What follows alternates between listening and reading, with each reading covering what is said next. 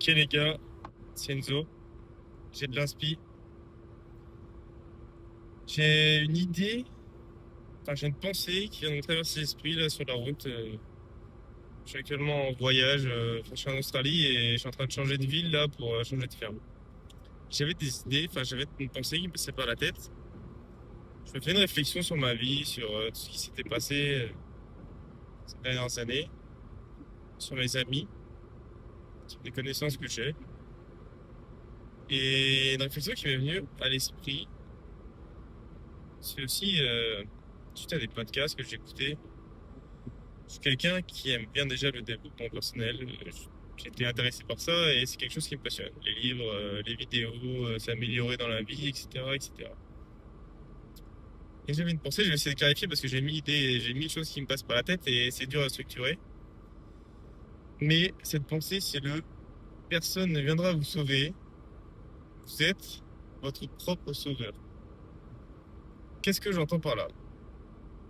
Si actuellement tu es bloqué dans la vie, tu es dans un endroit, dans une routine, avec des gens, je sais pas, t'es en couple, t'as un groupe d'amis, mais que toi, personnellement, tes envies dans la vie, tes idées, ça te convient pas. Et t'es en mode, ouais, de toute façon, c'est toujours la faute des autres, il m'arrive ci, parce que cela. En gros, c'est ce genre de personne qui voit tout le temps le verre à moitié vide. Bah, en fait, c'est un système dément. Tu vois, genre, si toi, t'as des ondes négatives, tu vas voir la vie négativement en fait. Et tu vas t'attirer que, que de la merde. Qu'est-ce que j'entends par que de la merde? C'est que même les trucs bien qui vont t'arriver dans ta vie au quotidien, tu vas même pas te rendre compte, ou alors tu vas te dire, ah ouais, vas-y, j'ai de la chance pour une fois, il m'arrive ça, c'est cool, vas-y, j'espère que ça va durer et tout. Et dès qu'il y a une petite merde qui va se passer dans ta vie, je sais pas, ta voiture elle tombe en panne, genre. Et au lieu, genre, t'es paumé, je sais pas où. Et au lieu de te dire, vas-y, c'est pas grave, en mode, bah, forcément, ça te fait chier sur le coup. Ta voiture, elle vient de tomber en panne. T'es perdu au fin fond de la pampa, admettons. Bah, déjà, d'une, un sentiment de stress qui va monter. Ça va te mettre en galère, tu vas perdre du temps. Enfin, il va t'arriver. Ok, c'est un événement de merde, tu vois.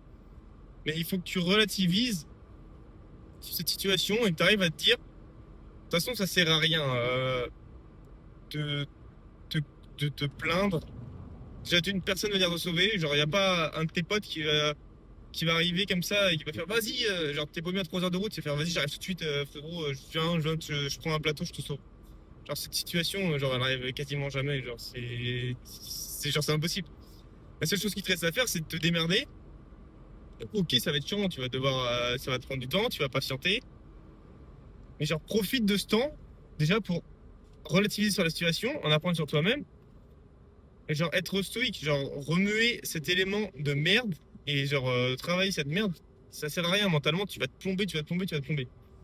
Essaye de comprendre pourquoi ta voiture elle est tombée en panne. Est-ce que tu étais à jour sur l'entretien de ta voiture? Je sais pas. Admettons que tu es en panne essence, pourquoi t'as pas fait le plein avant? Tu peux avoir mille et une situations. Et après, prends ce moment que la vie t'a offert. Genre, t'es tombé en panne, admettons, tu devais aller à un rendez-vous. Ok, bah t'es en panne, t'es en panne. Le rendez-vous il s'annule, t'appelles la personne, tant pis.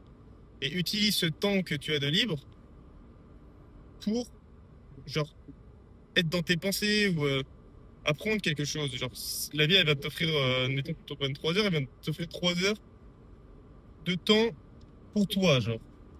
T'avais un rendez-vous, il s'annule, bah, profite de ce temps pour apprendre des choses, pour l'utiliser et pour grandir. Ça, c'est si tu vois, ça, c'est la situation où tu vois le verre à moitié vide. Après, putain, j'arrive à structurer ma pensée, c'est un peu compliqué.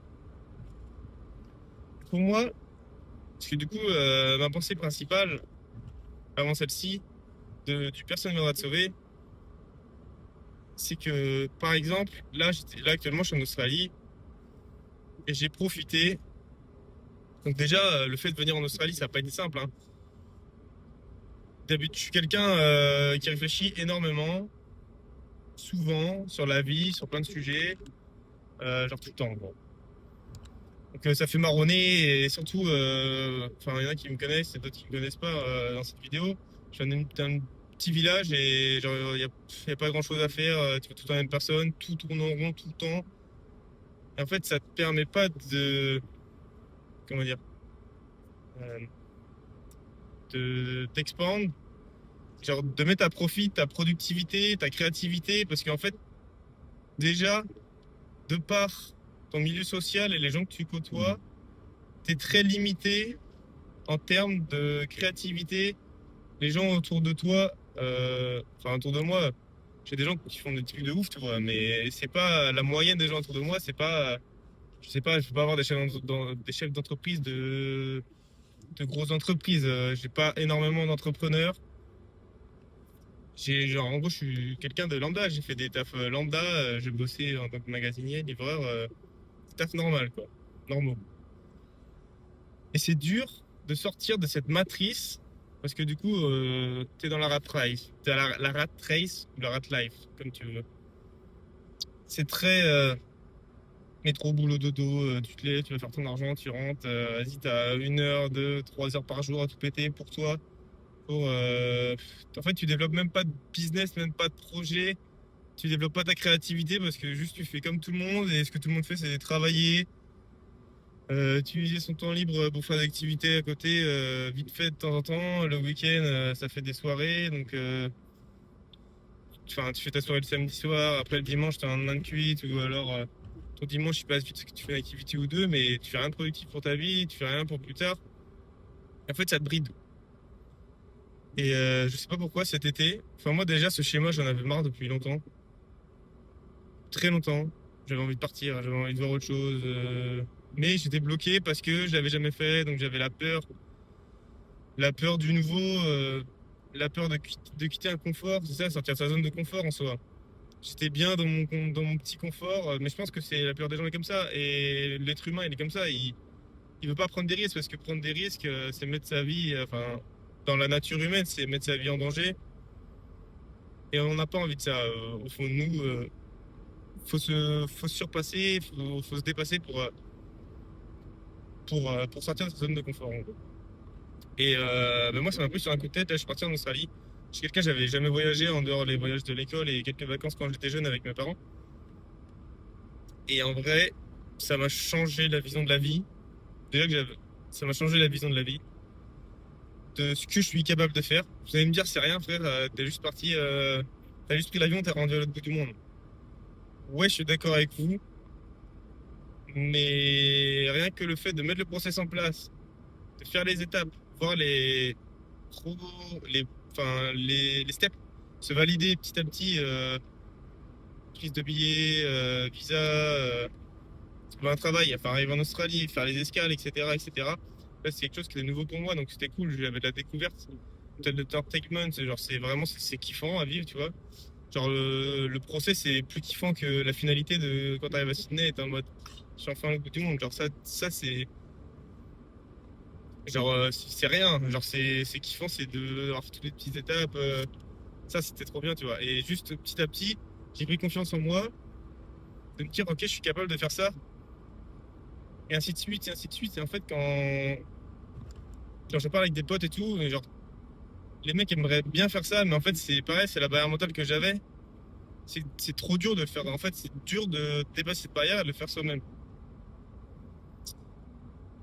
Et vraiment, meilleure chose, je pense, ça m'a fait grandir psychologiquement sur moi-même, mais de malade. De malade, de malade, de malade. Dire, tu rencontres des nouvelles personnes. Moi, j'étais quelqu'un d'assez introverti, je suis toujours quelqu'un d'introverti, mais le fait d'arriver en auberge de jeunesse, donc t'es avec genre, il y a 50 autres personnes qui habitent au même endroit que toi, genre, tu dors dans une chambre avec 8 personnes, t'as la même cuisine que tout le monde, etc. Tu côtoies du monde tout le temps. Donc, d'une, ça m'a forcé à me sociabiliser. Sur ce point, j'ai involve de ouf. Et franchement, c'est trop bien. Et en fait, de ça, juste de cette décision, on a découlé plein. Parce que le fait d'arriver à Sydney, rencontrer du monde, donc déjà tu sympathises, tu rencontres des gens avec des visions du monde différentes. Donc déjà, ce qui est cool, c'est que les gens sont un peu dans la même optique que toi. C'est un peu des mecs qui ont pris leur couille à deux mains pour partir à l'autre bout du monde. Donc pour certains, c'était pas la première fois, donc c'était entre guillemets plus simple. Mais pour beaucoup de monde, c'est la première fois que les mecs ils partent à l'autre bout du monde pour découvrir autre chose. Donc t'es un peu dans... Déjà, t'es dans un mood où les gens sont heureux d'être là. Genre, ils ont la good vibe, ils veulent se démerder. Je prends un exemple avec l'Australie, ils veulent soit faire des sous, soit voyager, soit améliorer leur anglais. Genre, c'est des gens, ils viennent avec une intention qui est bonne derrière. Et donc, forcément, ça met un climat et une ambiance vraiment à faire progresser tout le monde, en fait. Genre, tout le monde est cool.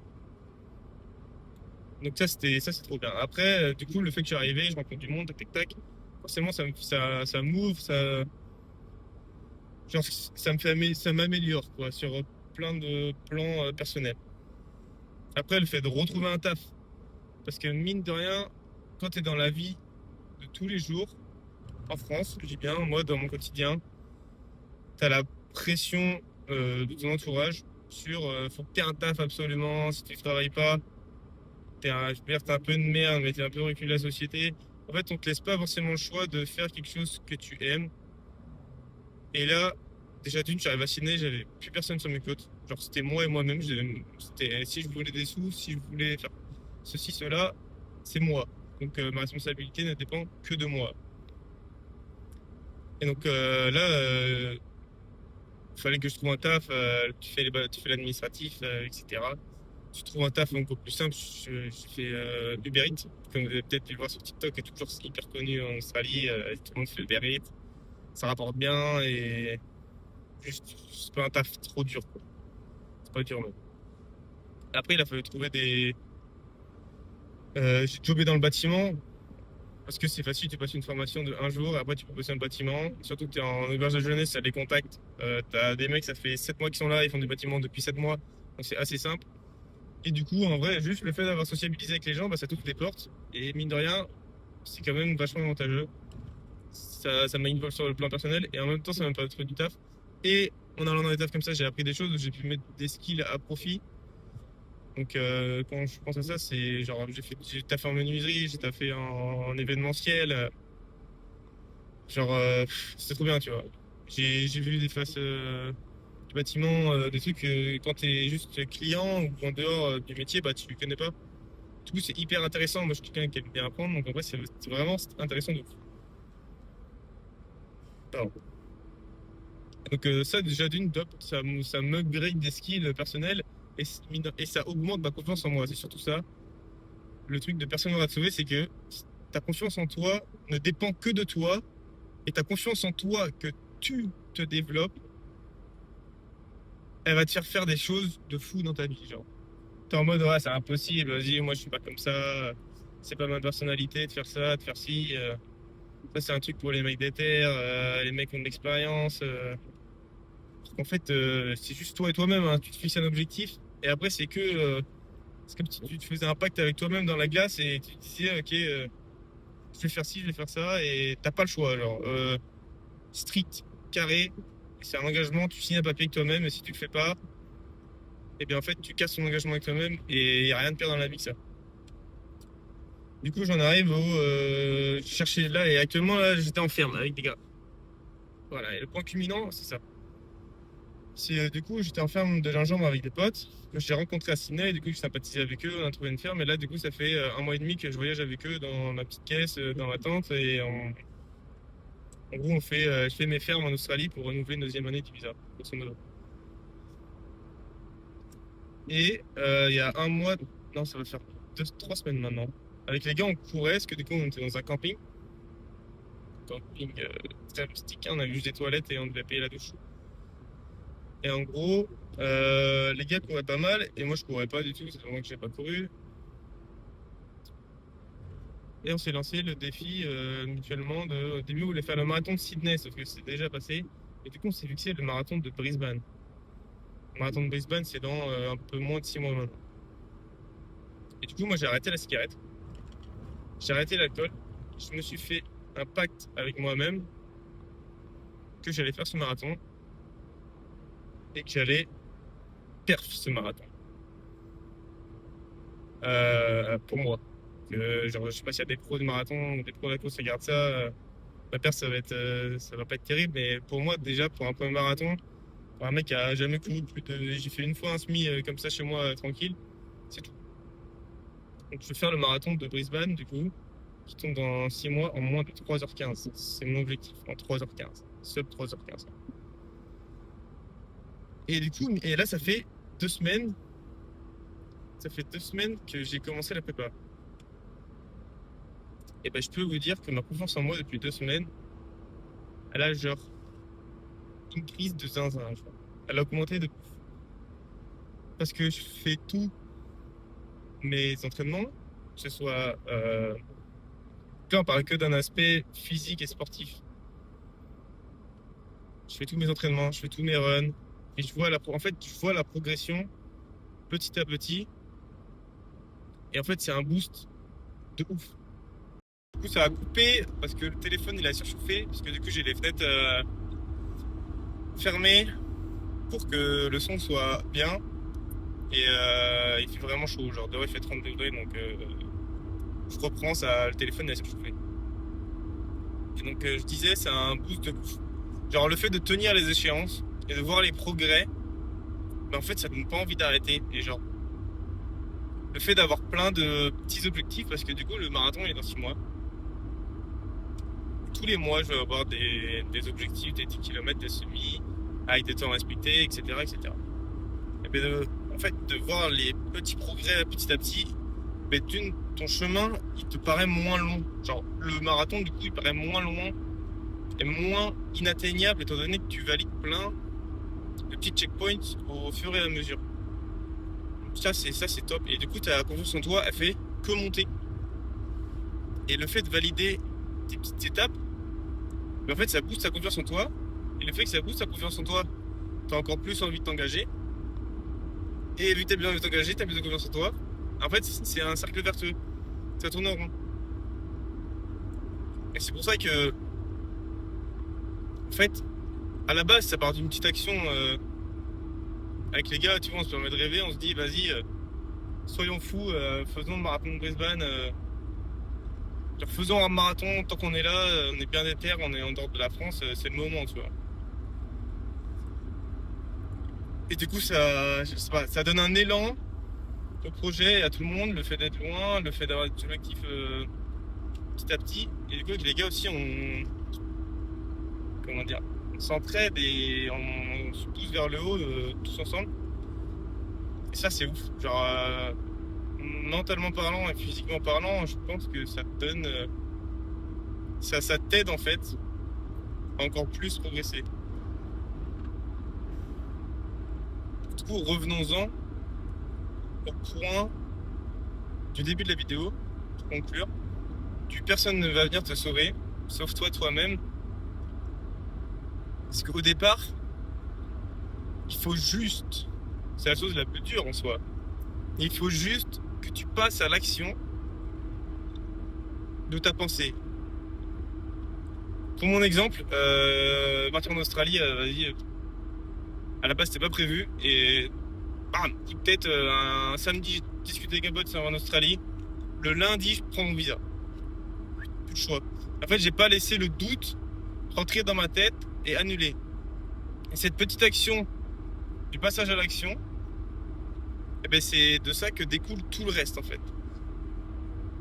Et on se rend pas compte à quel point juste le fait de faire l'action qu'on se dit et qu'on a envie de faire, ça peut changer ta vie. Alors un truc tout con, un mec, je sais pas, il veut progresser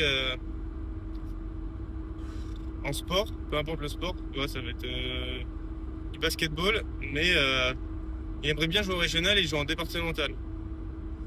Ça le saoule, il aimerait bien jouer à un plus haut niveau et des gens plus forts parce qu'il pense qu'il a les capacités, etc., etc. Et juste le fait de faire la petite action, je veux dire, un truc basique, d'arrêter de fumer ou d'arrêter de boire, et ben en fait, ça va en découler de plein de choses, de la discipline, de la confiance en soi, en fait, juste et de voir que tu es capable de faire ça, ça va encore plus t'encourager Et en fait, une fois que tu es rentré dans le processus, c'est genre quasiment impossible de re-arrêter. Genre là, moi, c'est impossible que je reprenne à fumer. Genre, c'est impossible.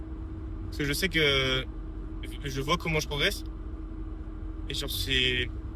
Je vais pas réduire à néant tous mes efforts de. Là, ça fait que 2 semaines, mais dans un mois, ça fera un mois que j'ai pas fumé et que je progresse. J'ai pas envie de ralentir en fait dans ma progression. Une fois que tu es dans le cercle, c'est parti, la roue elle est partie et en fait tu vas devenir la meilleure version de toi-même et il n'y a rien de plus puissant que ça. Et tout part de toi. Il te faut qu'une petite action. Personne va venir et t'enlever la cigarette de la bouche et dire hop, t'arrêtes de fumer ta cigarette.